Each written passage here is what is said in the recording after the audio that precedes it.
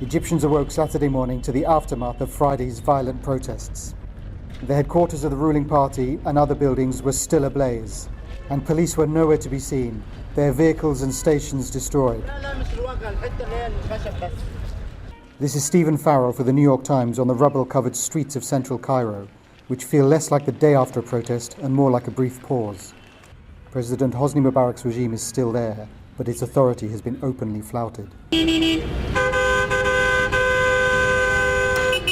This is the Sayyid Zainab police station. It's still smoldering. The focus of people's anger seems to have been government buildings like this. We just drove through the downtown.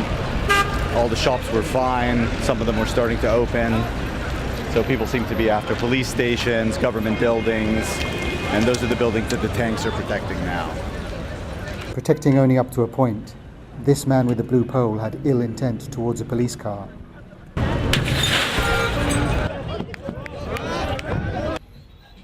That was mid-morning.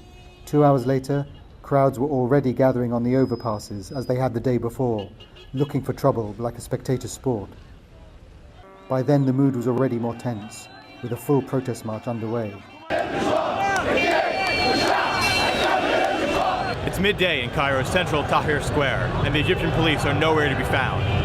Fire continues to burn at the ruling National Democratic Party headquarters, and anti-government graffiti adorns the walls of the Egyptian Museum behind me. The crowds here are chanting anti-government slogans, and the army has been called onto the streets, but neither the protesters nor the army seem very concerned with each other. النظام لا يقبل إلا قانون الطوارئ، قانون الإرهاب. أين النظام وأين الديمقراطية في غلو الأسعار أكل المعيشة.